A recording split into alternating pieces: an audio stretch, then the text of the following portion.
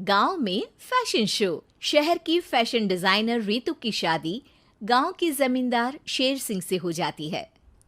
लेकिन शहरी कामकाजी रितु का गांव में मन नहीं लगता। क्या सासू माँ, ये गांव में तो कुछ नहीं है, मेरा दिल ही नहीं लगता यहाँ, क्या करूं मैं।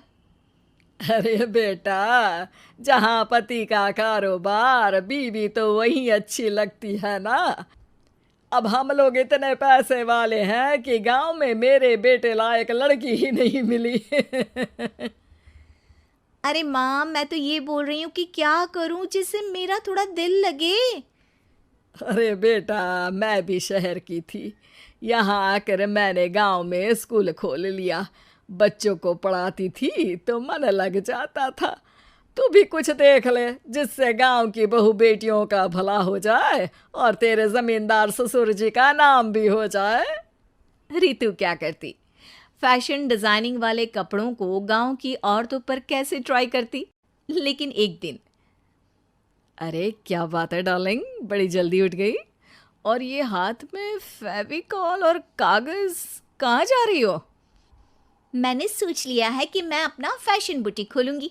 गांव की औरतों को सजा धजा कर फैशन शो करूंगी और यहाँ की औरतों को भी शहर के फैशन से वाकिफ करवाऊंगी।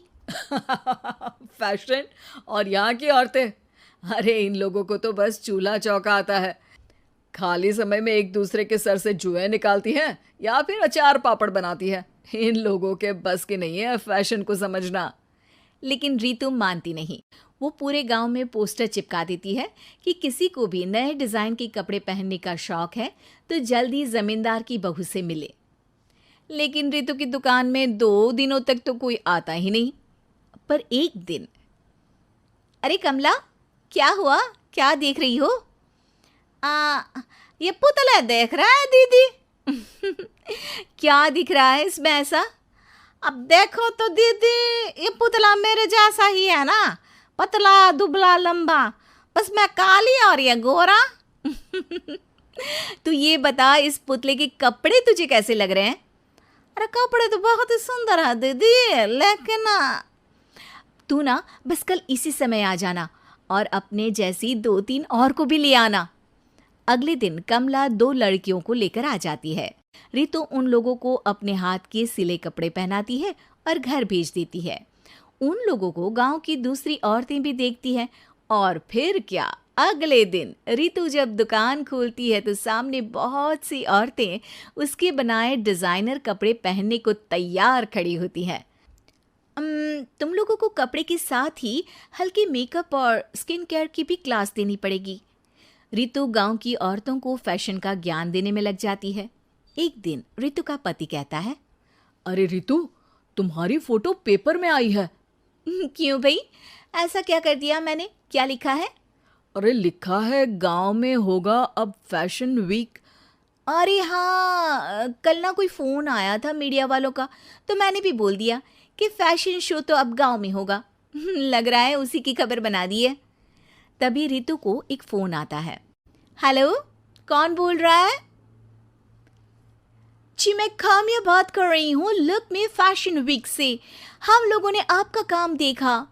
हम शहर वर्सेस गांव का फैशन थीम में एक फैशन शो आपके गांव में करना चाहते हैं।